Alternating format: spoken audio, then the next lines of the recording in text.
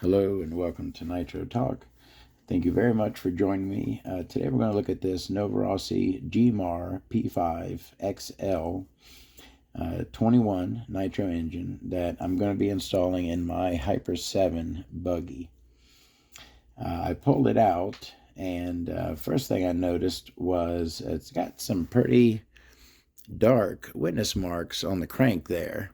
And usually that would mean that the engine has a lot of use on it, but it's not the case with this one. This engine, certainly less than 2 gallons, maybe barely a gallon, if that.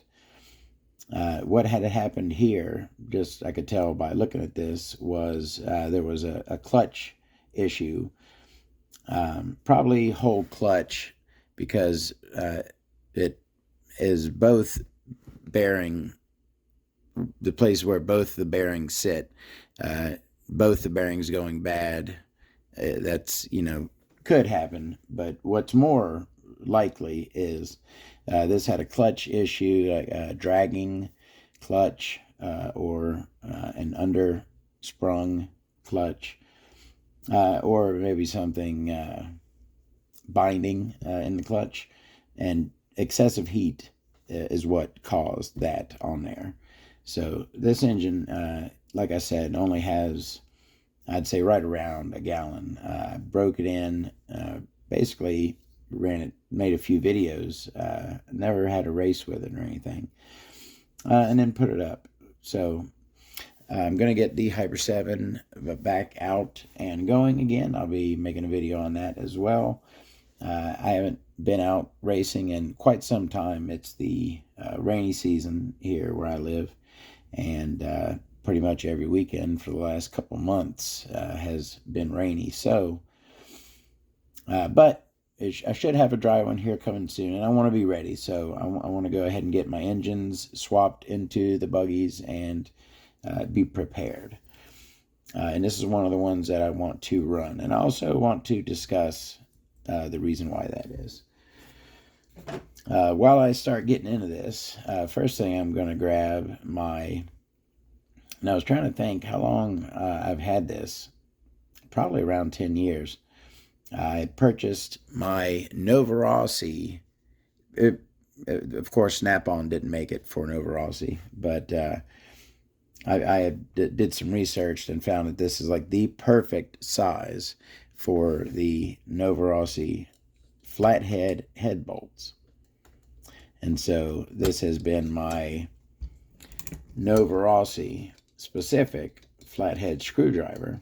It's not my tuning flathead screwdriver, which is actually a Duratrax tuning screwdriver. I don't get to use this as much as I used to. I used to actually race my Novarossi engines. For quite a while, I was running a P5 and a rolling, the original P5.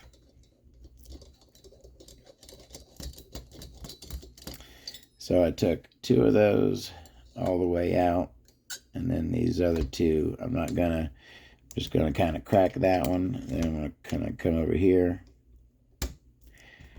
crack that one, let it a little more, and then I can release on here. You never really want your cooling head to have just one fully tightened bolt, right? When you're putting the head on, you don't want to have tighten one all the way fully tightened down. And when you take it off, you don't want it either. You want to spread the load on that head button, cooling head. All right. We got our cooling head off. Our Novarossi flathead head bolts.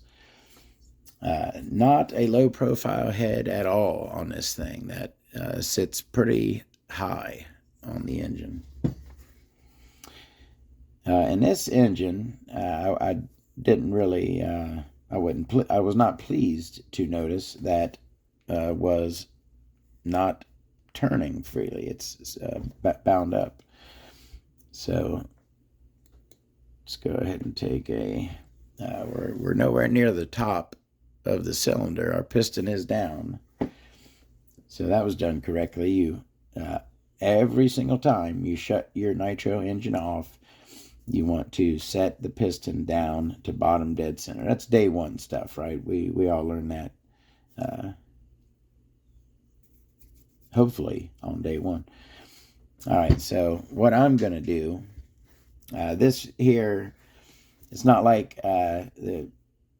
this could be like an engine that's been sitting for 20 years, right? And it's bound up. It's got old, 20-year-old fuel that's turned to solid varnish in there, right? That would be one kind of job. This hasn't been sitting that long.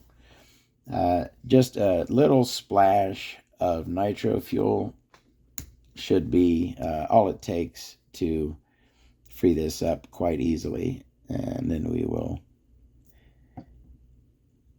finish tearing it down. Now, where that piston is, it's certainly not up, but I'm not sure if it's all the way down or if it could. These Novarossi back plates normally are interference, to where that you cannot remove them when the piston is all the way down. So I am not going to. If it's loose, I might try to feel it a little bit, but I'm certainly not going to try to pull it off. When you're coming at these back plate screws, especially these flathead ones, a hex driver is a little bit better. It guides you pretty straight. But these flatheads, you could come at them at a pretty extreme angle, but you want to come at it straight as possible and get a firm grip, right? Get a nice firm grip on your screwdriver and your engine. And it's best, actually, if anyone who's been watching my channel for quite some time, it's best probably to like wear some kind of mechanic gloves or something, because when you are trying to get a nice, solid, straight grip on these, right, and you got some that maybe are in there pretty tight, you can slip and stab yourself in the hand. I've heard that that's possible. Anybody else hear of that ever happening? And that's not, you don't want to do that. All right. I'm going to grab my nitro fuel, and I'm just going to give a teeny as I can. Oh, there we go. And that was a fairly non-teeny portion right there. I'm going to grab me a paper towel, because I don't need a pool of that in there, which is what I've got. All right. And I'm just going to kind of, there we go. We just got enough to soak that piston from the top, and then I'm going to also get me just a little, we queued up good, little splash in the back here. Come on now. I'm trying to do it. There we go. Perfecto. All right, let that do its thing. So now I'm going to grab me a clutch nut. All right. I don't want to put tools on this yet. I want to see if I can do this by hand. I'd prefer to get it freed up by hand.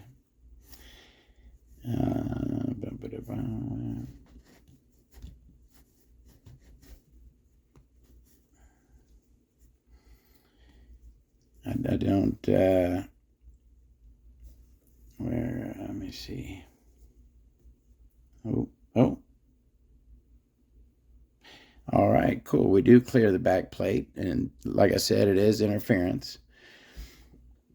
So now that we got the back plate off, now we get a little drinky drink in the back here in this thing, because that's usually where we, whoop, that was a good size drink. And yeah, we are going, I got nitro fuel in my hand. I'm going to go wash that off because you don't want that stuff on you.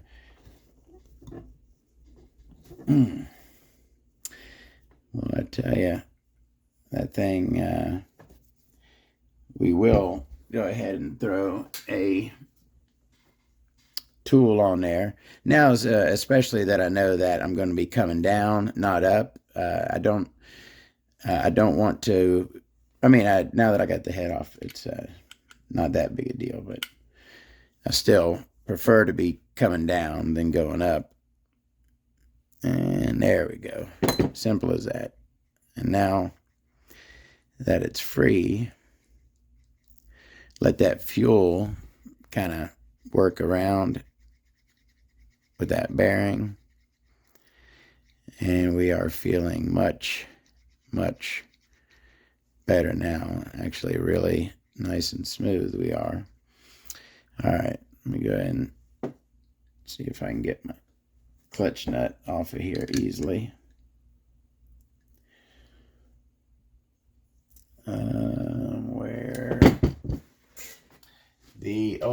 Where in the heck is, I usually keep it right up here. Another Duratrax tool, the Duratrax, there she is. Duratrax made a few tools back in the day. The old Duratrax piston locking tool is good for this situation right here. I want to take that clutch nut off. I take the large side of my piston locking tool, just push it right on in like that. And off comes my clutch nut, easy as pie. All right, so now that I've got that free, you know what, before, I'm going to go wash my hands, but the engine has fuel on it, so I'm going to go ahead and finish disassembling real quick. It looks like I'm going to need to grab another tool. So I can't find, let's do a commercial for Todd's Dope Pusher. Anybody remember that? I thought about making these things right here. I came across this. I actually looked to buy them, but I cannot find the exact same thing. And it has to be exactly like this because this is perfect. But I could not find them to buy, so I thought about making some of these and selling them as Todd's Dope Pusher, which is it's a sleeve removal tool, and how it works is move your connecting rod out of the way, right? Put it, looking up good. I'm going to put it on this side because I'm going to take my tool and come on that side over there. I see the bottom of the sleeve in there. I got my protective tip on there to make sure. And basically, it's got a yellow rubber tip, but I add this to try to protect that because it is steel underneath it. And once it gets chewed away, I don't want the steel to damage the pistons. So I always keep the rubber tip on there to protect the yellow rubber tip underneath. All right. And you simply just come up in there and push the sleeve right on up and out.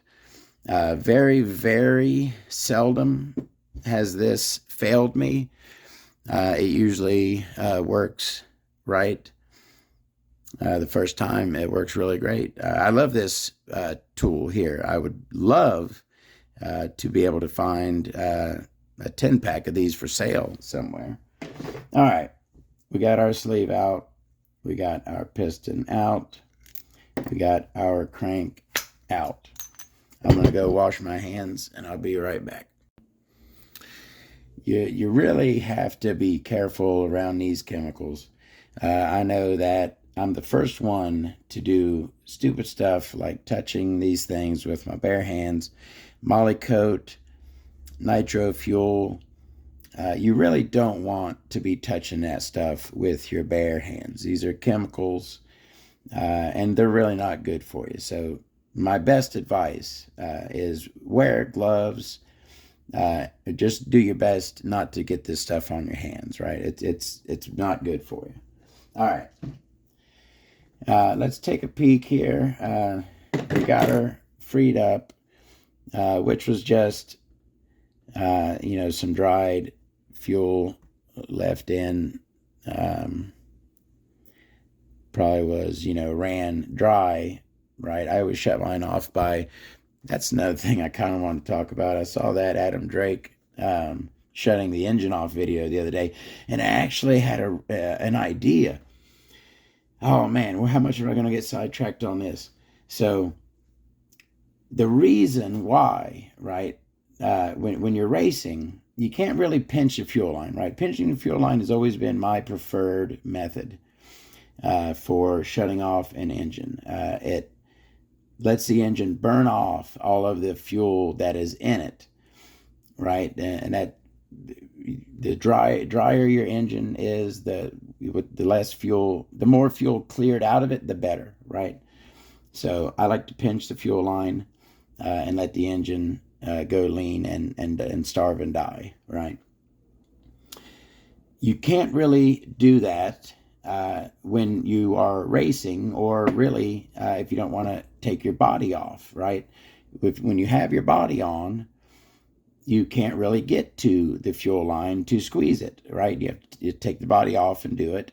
You can't do it really quickly. That's why people shut the engine down by touching the flywheel with something, or closing off the end of the exhaust, right? The exhaust stinger. Boom. So I watched that video. He likes to hit the flywheel, I'm pretty sure. But that wasn't what I was thinking about. What I was thinking about was, all right, well, I thought of, well, how can I do a workaround, right? I want to squeeze the fuel line, but I know you can't do that with the body on, right? And it's certainly not in a race situation. So how could you though, right? And I kind of thought, how about and you could make it if it would be 3D printed at first, and then probably injection molded if it was an actual thing. But a very simple device, right? You take your fuel line and you run it through it. Your fuel line. So imagine and it just has a button on top, which has a plastic line, which is pressed into your fuel line, right? Got a bottom piece down here, fuel line runs through the device. When you hit the red button on top, it pushes down like a guillotine, a plastic guillotine, certainly not sharp, and pinches your fuel line, right? So you could have, if you could have it hard mounted, like onto your fuel tank or something, and you just would have to have a little hole in your body, right? And you could hit that red button, kind of like on like a weed whacker, you know what I mean? Where you got your kill switch, right? A lot of stuff have kill switches. Just a little mechanical, right? Your fuel line goes through it. Red button directly attached to plastic guillotine underneath, and just presses into the fuel line and cuts it off. You got to hold it for a couple seconds, just like when you're pinching, right? You could do the pinch test without, you can have your body on and do pinch test by pressing the red button. It's an idea. There might even actually be already something like that out there. But if there isn't, this is me inventing it right here. But I think that would certainly work.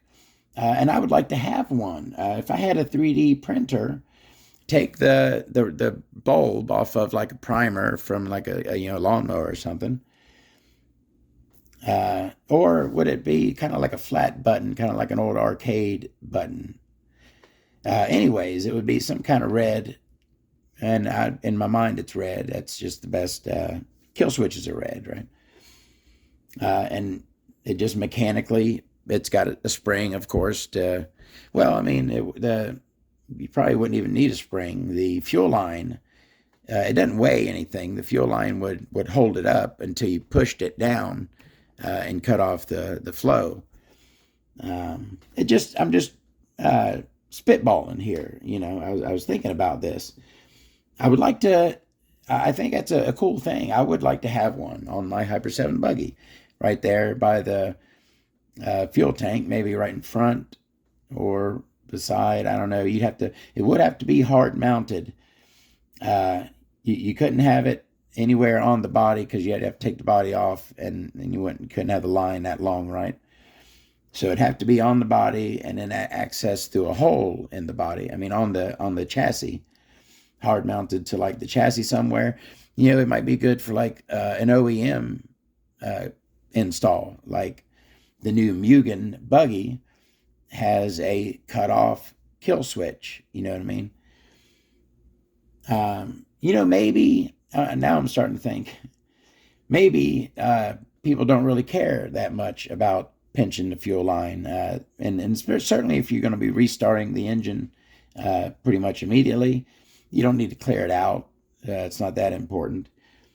Anyways, that was a side note about my little invention I was thinking about there. A fuel cutoff, a mechanical fuel cutoff, mounted to the chassis, access through a hole in the body, a red button that depresses your fuel line and pinches it, thereby shutting your engine off. Patent number, the yada, yada, yada, yada.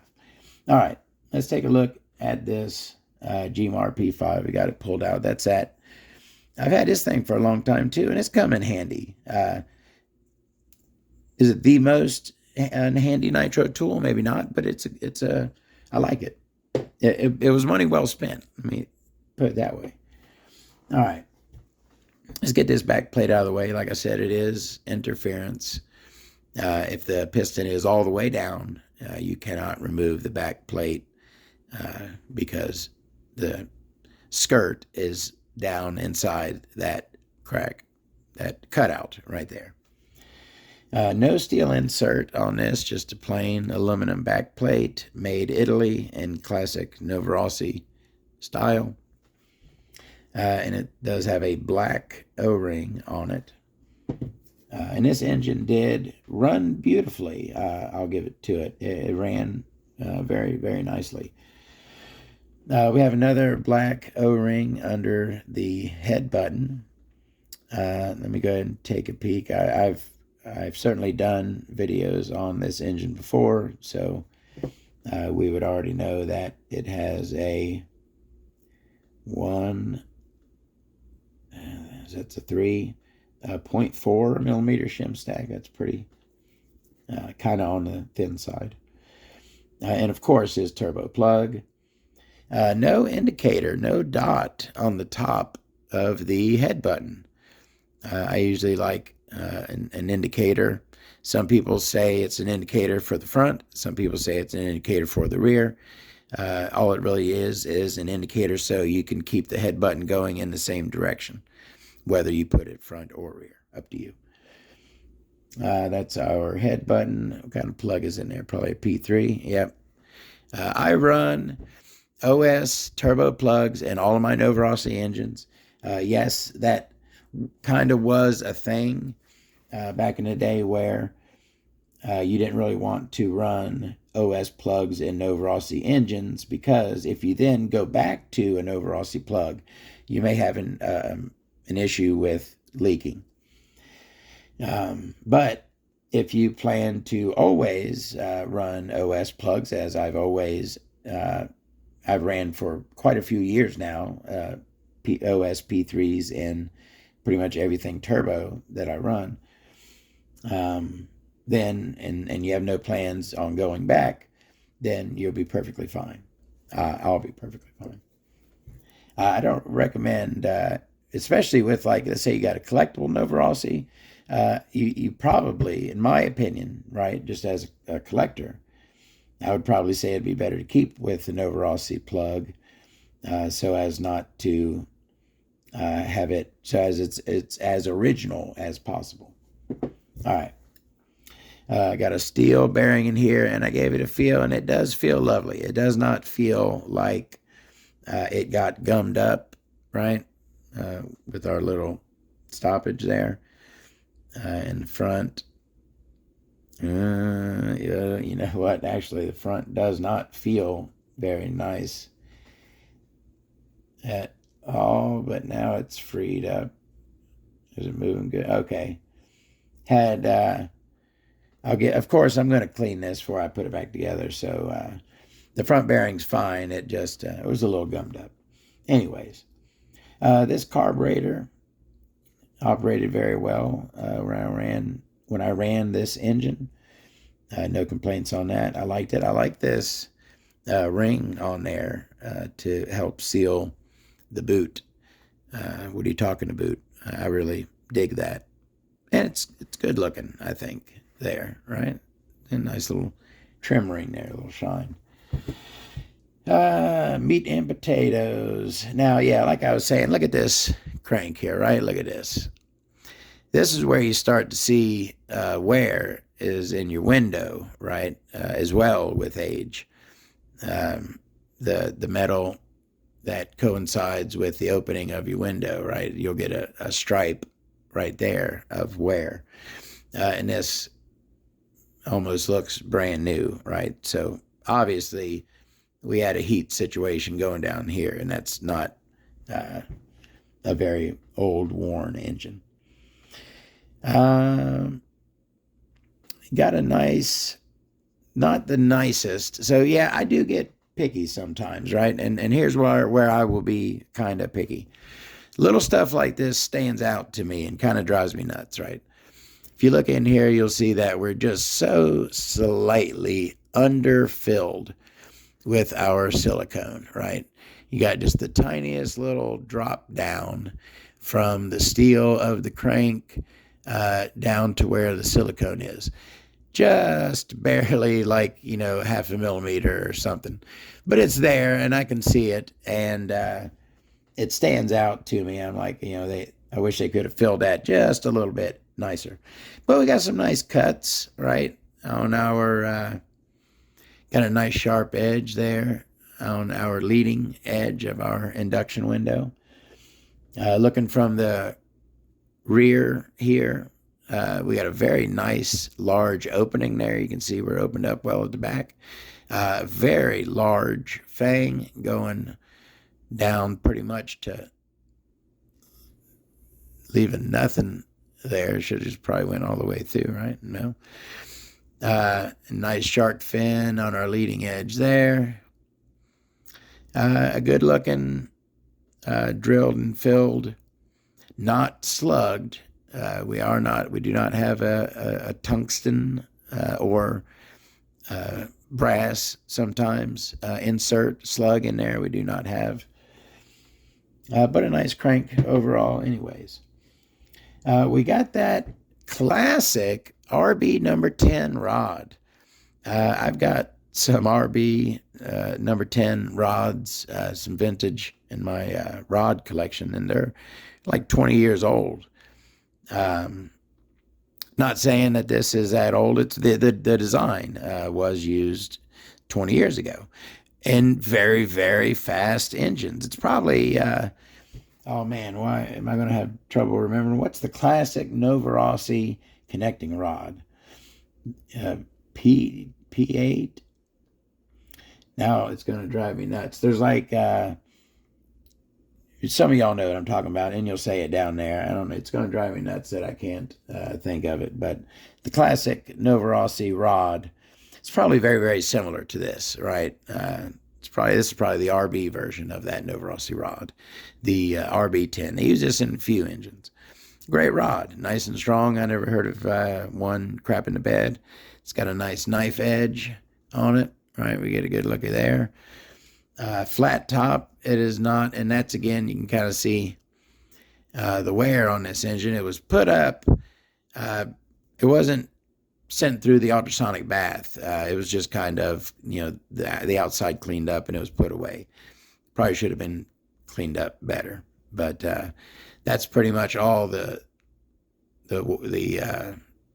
deposits that were put on it there. We got not a whole lot there at all. So this engine is very lightly used, is exactly what I'm going to call this. Looking at our sleeve here, we got a somewhat simple design.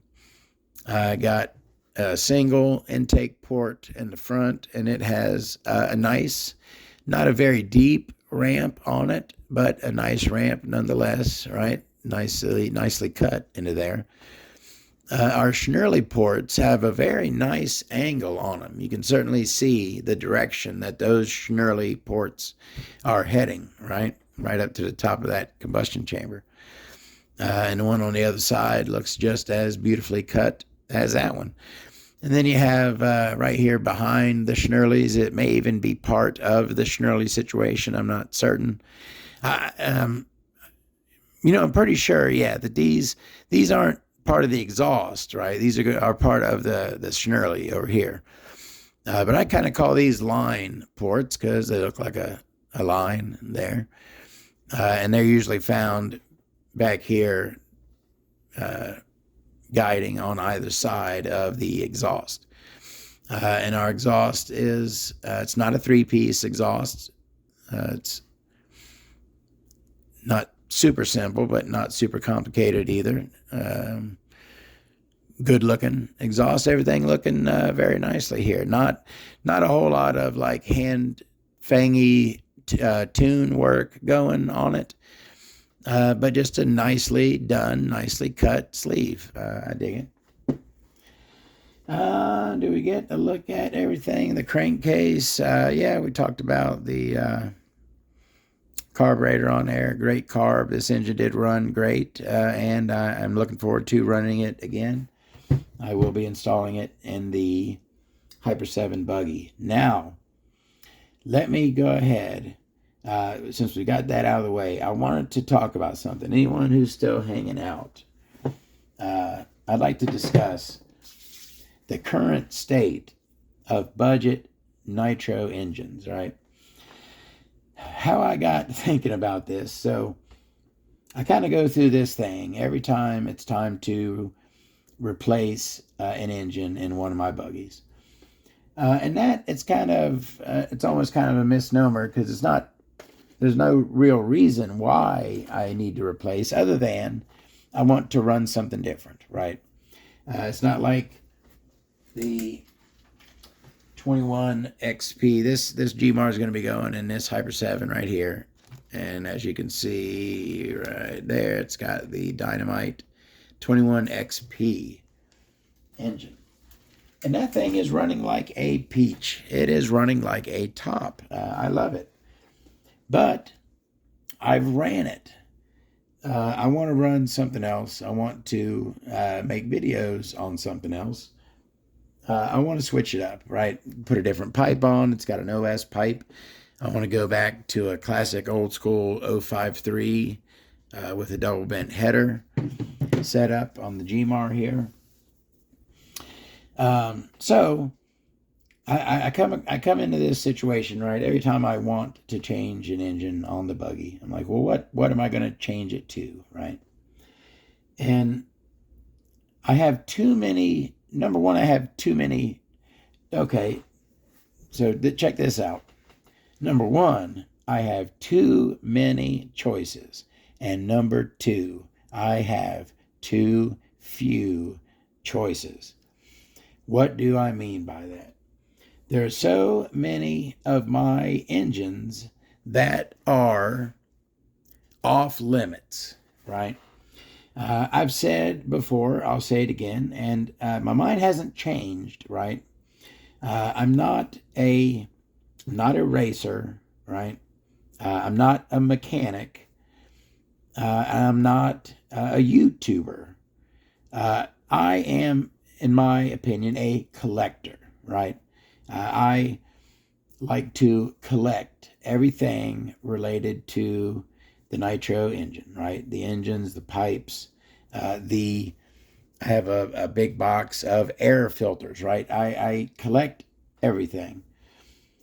So I've made this rule for myself that I cannot run any engine that I only have one of in my collection, right?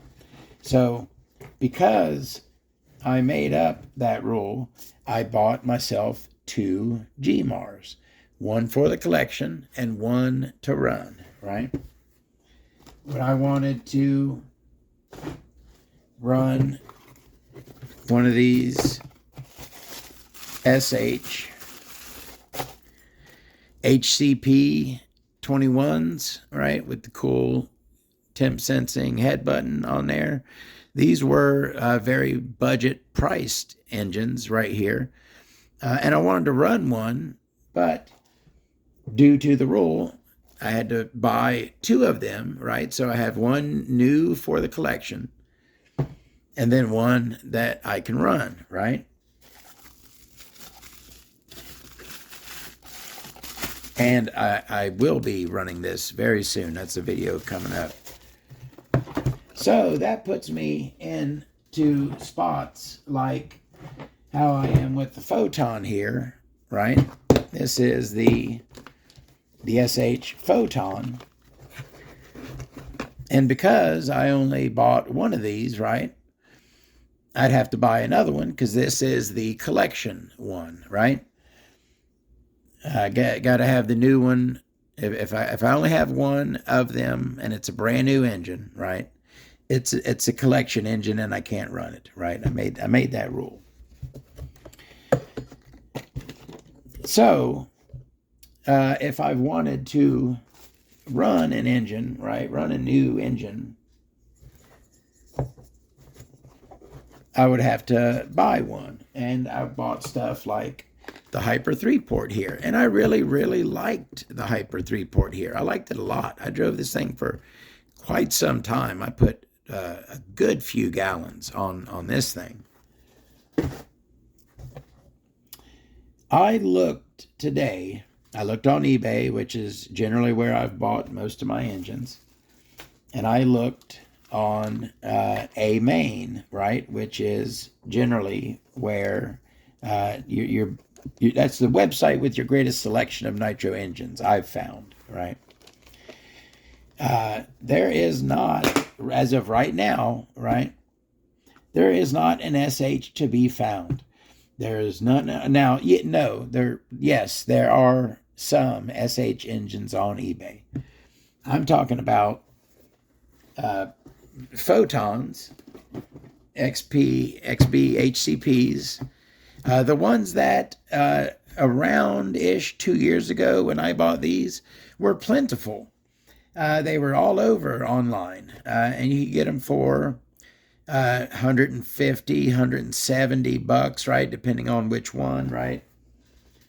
Right now, they're on back order on a main, and they're just not on eBay. Brand new ones, right, that you could buy multiple of. There's a few here and there, but they're not available like they were a while back. So what is available for budget nitro engines, and why am I even talking about budget nitro engines? I'm sure there are some of you who are watching, if there's anyone still watching this, who are like, hey, I like looking at the stuff, it's cool, whatever, but I don't run that crap. My engines are $400 or $500 or even, $300. Yes, I get it. And I tell you what, it's getting to where there's not much available sub 200 nowadays, right? I've always felt that I got great performance, great longevity, a lot of great fun out of engines like this Hyper 3 port. At the time I bought this, I'm pretty sure it was the cheapest nitro engine you could buy, new, $139, right? And I loved this thing. I got a lot of great use out of this, and this is still a runner, right? With 5 gallons at least on this thing. there's not a lot of budget options available. Now, that's one thing I want to talk about. Another thing I want to talk about was that whole collecting rule that I made, right? I always knew that there would come a time that I'm either going to start selling these engines or I'm going to start running them, right? I thought about collecting in general, right? There's certain things I feel that you can collect and enjoy at the same time, right? I don't really understand trading cards, okay? As far as like your Pokemon cards, basketball, baseball, basketball cards, I know a lot of people collect them. I know a lot of people love them, and that's awesome. I'm glad that you have something you like. And I did it when I was younger, but I just don't feel like, for me, that's not something that I can enjoy, right? Yes, it's cool to have something that's worth some money. It's nice to have that and be able to hold it in your hand and look at it. Yes, you get something out of that. But collections like people, way beyond my league who, let's say, have like a car collection, and there's car collections who get driven, and there's car collections that just sit. Whatever, everyone who collects something, right? More power to you, and I hope you enjoy your collection. I actually collect a few things. I don't know if and I do. I'm rambling now. My bad. But I won't be going too much longer. Does it look like that carb is not fully seated to you? It looks to me like that carb is not fully seated.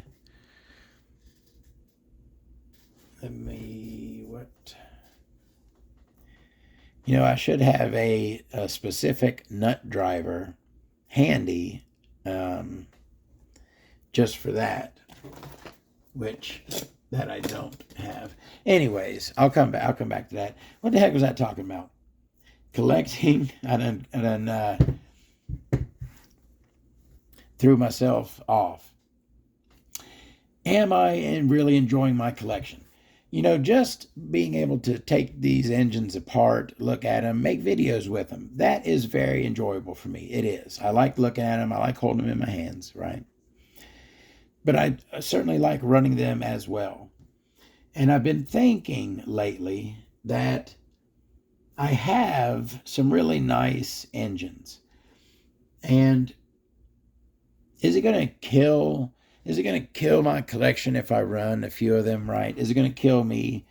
Yeah, there's going to be a part of me that breaking in an engine, like, let's say, for example, and this is one I was thinking about, really, really thinking about, this Go engine. I've always really liked this thing. I always thought it was a really, really good looking engine. They're not too common, right? You don't see them too often. This is a brand spanky GX2 5R high output. Just a gorgeous engine, and I would love very unique port setup in this thing. Check out my video on this to check that out. But I would love to run this thing, and I have been thinking about it lately. Now, here's the thing with something like this. What kind of value do I put on this? This is not worth a crazy amount of money. I think I could probably get someone to give me somewhere in the $200 to $250 range for this. I feel that I certainly do not want to give it away for that.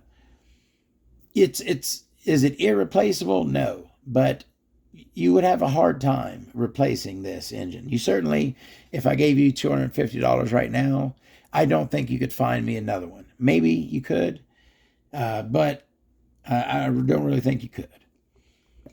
So I get into that whole thing where the collector in me is like, you got a Go engine, GX2 5RHO, a fairly rare engine, right? New in the box, right? Brand spanky, looking all good. How long am I going to sit on it, right? And also, while I was talking about this, here's my friggin' sleeve tool I was looking for. I got the matching pipe here, right? And I thought, wouldn't it be awesome? I mean, look at this. Just a beautiful pipe. This thing is gorgeous. Got a nice, big, thick stinger on it there. You know, full set. I thought to myself, how nice would it be to be able to fire that thing up and run it? It would kind of suck if it wasn't an awesome engine, which they are, as you know, as far as the internet goes. It's a pretty well respected engine, certainly no weakling. But I don't know if I could bring myself to it, is the point. I don't know if I could bring myself to, this was one I was thinking about. What was another one I was thinking about? Even just that photon. You know, I don't have it. And now this one, I would have said to you before I looked online, I would have said, well, the photon's replaceable, right? I could still order another one of those. No, as of right now, there is not one for sale online. Does that mean they never will be again? I don't think so. I assume they probably might come back in stock. I don't know what's going on with SH. But as of right this second, you cannot just go and buy another photon. So I do have plenty of engines to run, right? I have some engines that I still have multiples of that are new that I could break in and run. I still have plenty of engines with plenty of life left on them, like the Gimar, that I can run, right? So it's not to a point where I can't run anything, you know what I mean? But I just want to run maybe like one of my RBs, you know what I mean? One of my RB rocket, you know what I mean? My old Novarossi based RB engines. I kind of got the itch and want to run something out of my collection. All right, I'm rambling. Let me put this up. We took a look at the Gimar. It's a nice engine, ran great for me. And I'm going to install that in the Hyper 7. I'll have a video coming up very shortly for that. Thank you very much for joining me and listening to me. If anyone's still here, I appreciate y'all. See you next time. All right. I'll throw this little extra part onto the end here because I wanted to talk about, do a couple little things here. I sent the engine through the ultrasonic bath. Okay, we're all cleaned up nicely. We're looking lovely. Everything's beautiful. But not everything is beautiful. I noticed a couple things that need some attention. First of all, I noticed this, and I did not like this at all. Let's see how good of a view we can get. So this is the crankcase. It's been through the ultrasonic bath. Bearings are lovely. But I have an issue. I noticed this right here. Let's see how good we can see. You see that inside the lip right there? See if I can get you a real good view. I'll put my flashlight on it. See that corrosion up in there? And this is like I said, this is a very lightly used engine. Probably without that, you probably see it better. I do not like that. No real reason for that to be there. To me, that's a bad porous mold. You shouldn't have that on nice, smooth. You won't get that right there on this nice billet aluminum. I mean, it's cast aluminum, but nice, smooth cut edge. I think maybe there was some porosity right there. But I saw that, and I wanted to touch that up, and how I do that is with my Dremel with a wire wheel. And if you're doing any kind of dremeling, any kind of wire wheeling, definitely wear your eye protection. So I'm just going to try to clean this up here real quick. We'll see how it looks.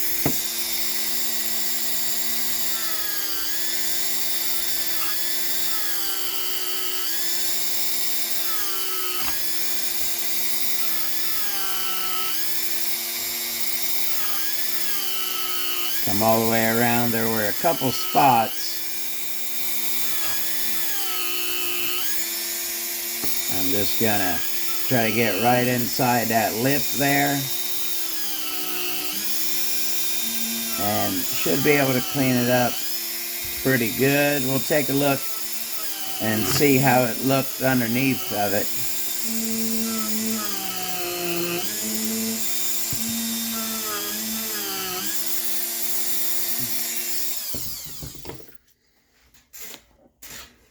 Alright, so we were right there next to the indexing pin.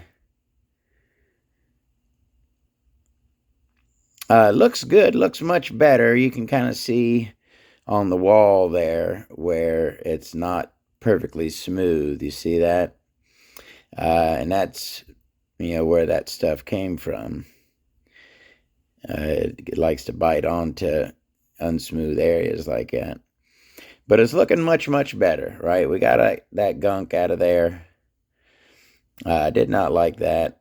So we're at least cleaned up now. We can put the very top of this thing, like right up here, you see that little...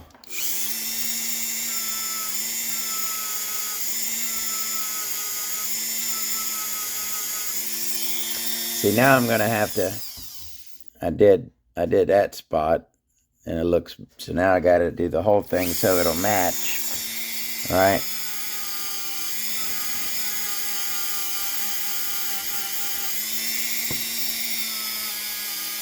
So I did the ultrasonic bath. I'm going to throw this back together. Oh yeah, so the other thing I wanted to point out, remember we were looking at this and I said that it looked like the carburetor was not fully seated. Alrighty, now there we go. Nice, lovely. And I'll take this, of course, before I assemble this, I will spray this out really good with compressed air. Make sure none of those wires from the wire wheel got down in there. Actually, there's one right there, a little prick. Those things like to get my feet. All right, anyways, we're cleaned up there. The other thing I saw, so, remember I said the carburetor wasn't fully seating? When I took it off, I'm like, well, crap, it's got a big, thick O-ring there. Maybe that's the issue.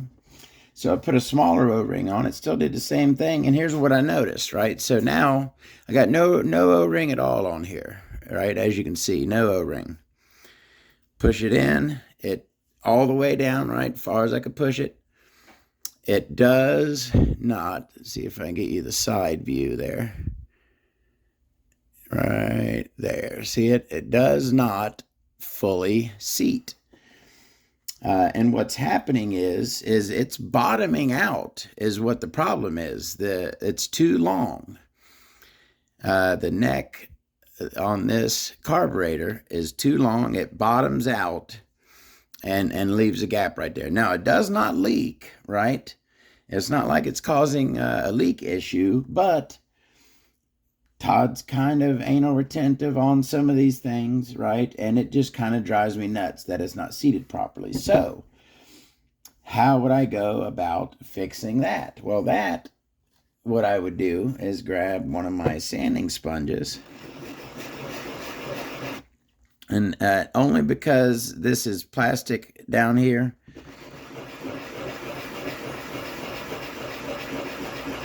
If it was metal, I'd have a whole nother issue, but plastic here. Are we in view? Sorry.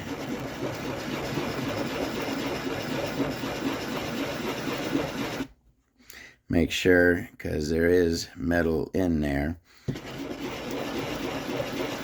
It's like, I believe the neck is metal with a plastic coating on it as an insulator.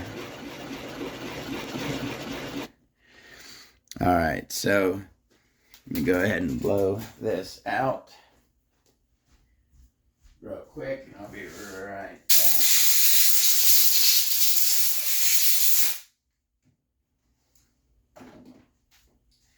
Basically, you get the gist. I'm just going to lap it on my sanding sponge until, whoa, very close. I'm just going to lap it like this until I shave 1 millimeter off of the bottom of it, thereby allowing me to fully seat the carburetor.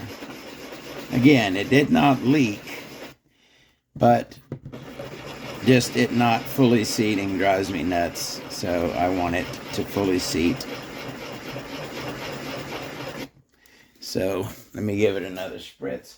Now I think I'm going to put a different cooling head. As you see, if you can see them,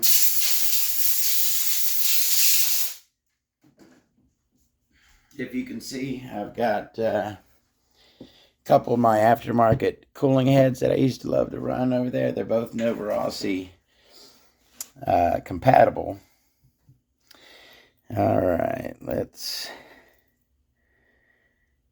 ever so slightly more. I'm not going to keep going. You get the gist. I'm closing in that gap. There's just, you can just ever slightly see just a teeny little gap. I'm going to give it a couple more passes, and then I'm going to make sure this is really clean real good, and then I'm going to install it. So that's what I'm doing for my carburetor not fully seating because the throat is too long. See how there's that extra plastic at the bottom there? Metal inside. I got plenty there that I can remove. You know, I don't need to remove much more, maybe like a freaking 1/5 of a millimeter. All right, so that's that. The other thing I wanted to do, let me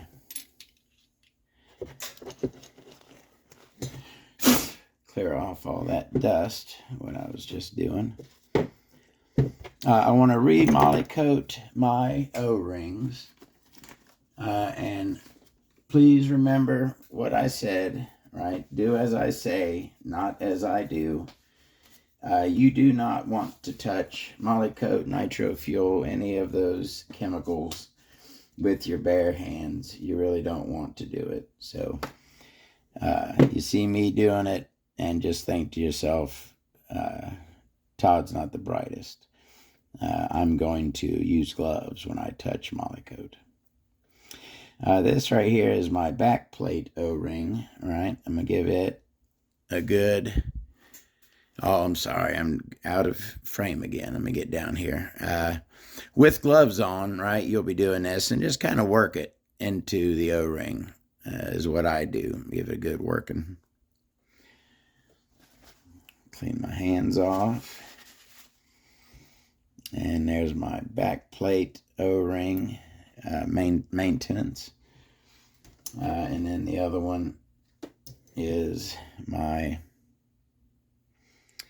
this is my head button O-ring. Give it some nice moly coat. I hold it with these two and I pull it through with those two, right? Getting every surface really good and nice and worked into there. All right, so there's my head button O-ring. I'll set it right in place. I'll go ahead and grab my head shims, which I always like. I don't know if anyone else does this too. Number one, if I have aluminum shim always goes on the button, and the brass or copper shim goes on the sleeve. But right now, when I've only got copper shims, the thicker one goes onto the head button, right? So that's how you build your stack. And the thicker ones are always on the bottom of the stack. Thinnest one towards the sleeve. That's how I always do it. All right, so there's our crankcase. Did I blow that? Oh, no, I didn't. So, yeah, I cleaned up the top with the wire wheel. Let me give it a good blowout with some compressed air.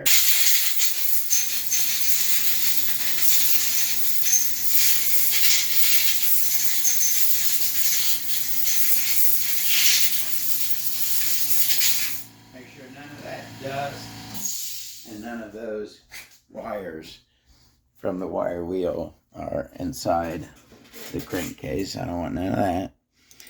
All right, so there is my crank. Crank goes in first.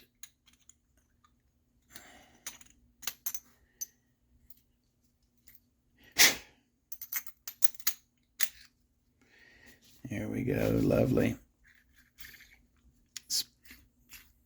Spins nicely. Let me do this right. There we go. So my assembly oil / after run oil here is a blend, 50/50 Marvel Mystery Oil and WD-40. So I'll put a couple drops on the bearing.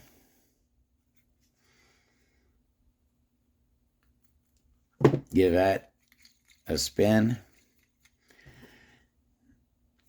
And so next is going to be my piston, which I will place onto the crank. And next comes the sleeve. Again, we cleaned out our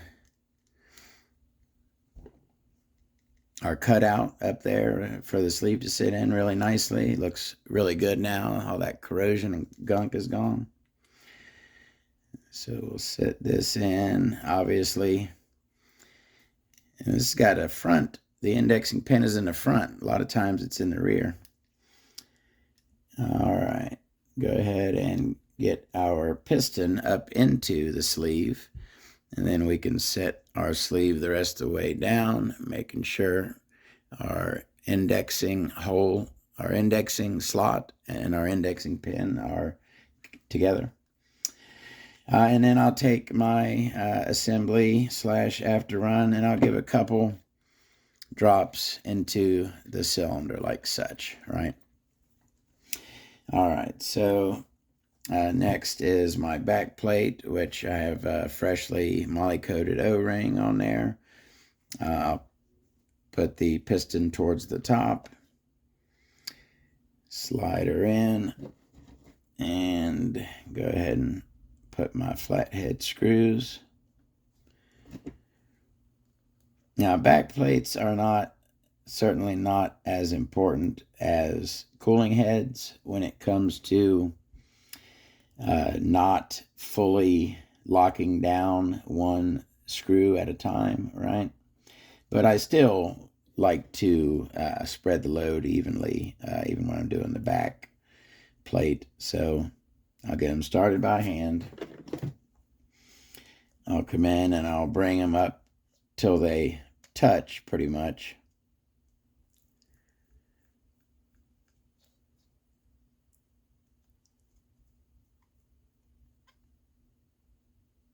.5/16, by the way. I didn't know off the top of my head what size that Novarossi bolt for the pinch bolt there is, but it is 5/16, and I am now in the market for, I'd like me a nice snap-on 5/16 hex driver.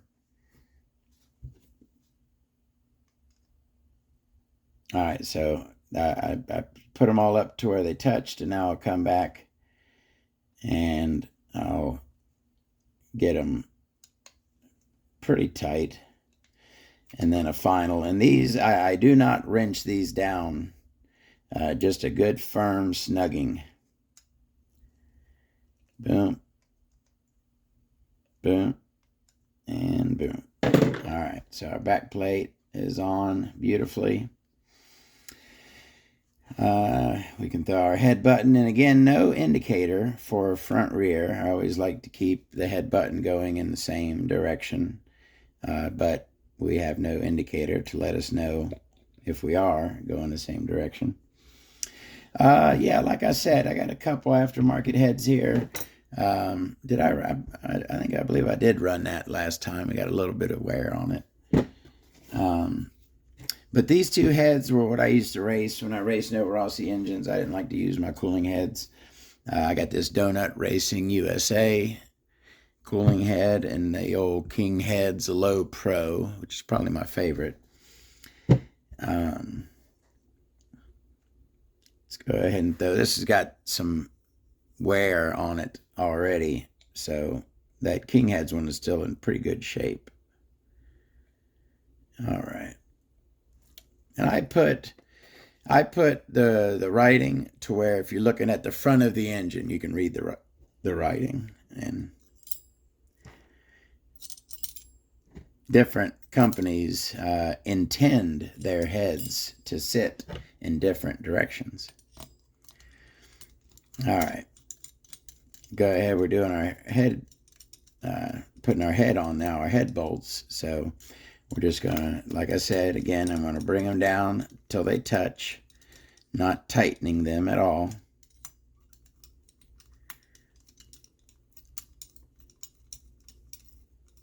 One, two, three. And 4.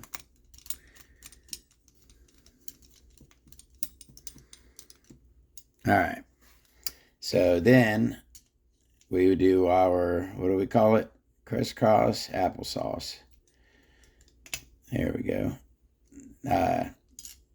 Halfway tight, right? And then the one across it, tighten down.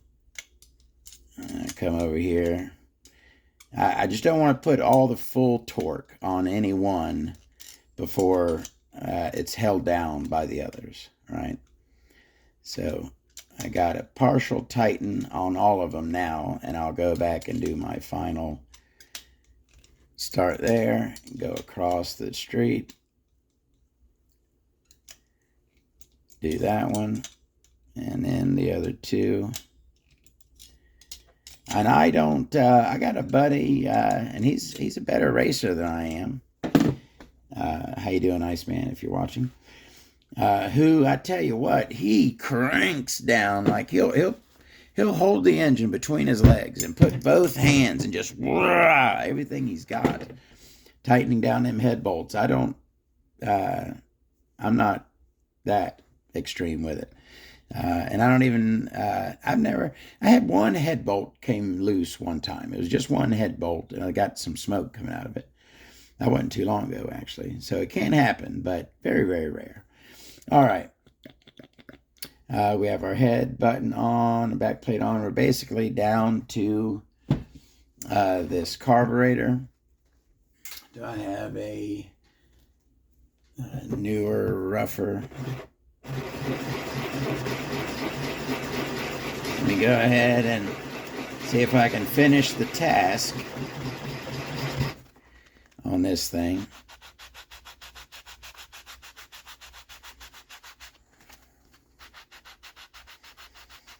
Get this down to where it will fully seat, even though, like I said, I'll reiterate again, it was not leaking.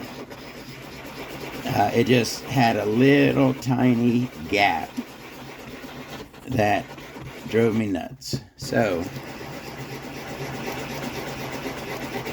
I'm gonna take it downtown.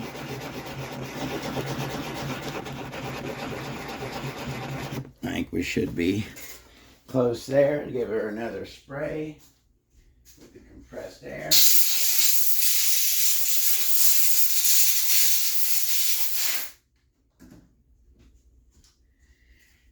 And hopefully, let's see.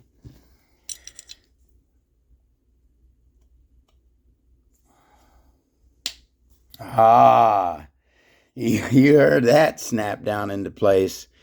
Looky there. Now, no gap. Fully seated. on there. Lovely like. I dig it. All right.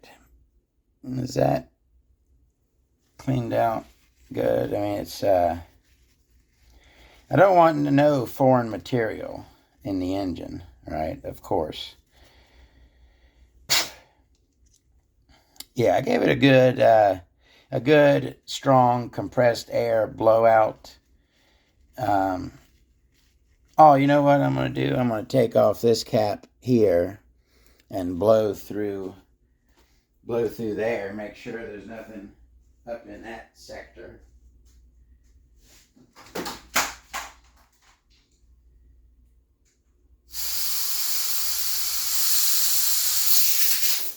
we go. Good and clear. So now, and I'm going to put that O-ring that was originally on it, right? And I thought was too thick. It's got a cutout in there. It's got an O-ring cutout. So we should be able to put some Moly coat on that O-ring, put the O-ring back on, and okay, anyway, the O-ring will not let it fully seat. So I'm picky, right? It's got to be just right. So where is, I have a thin O-ring. There we go. Put that on there. And this should fit in the groove. Lovely. Looky there. So now we've got an O-ring and a fully seated carb. Just how I like it. All right. Now we'll grab our 5/16. And I'm not going to, I'm going to give it, and that's the pinch bolt. You certainly do not want to squeeze really tight on the pinch bolt. Definitely not. Just a nice little snug, and your carburetor stays in place. Lovely. All right. What's our last little step? Throw our original Novarossi, like that. Exhaust gasket on, and there we go. We are ready for install. The Gimar P5. It feels great. Making some lovely compression still. All right. Clear that dust off. I'll see you on the next video where we rip the dynamite out of the Hyper 7 and throw in the Gimar.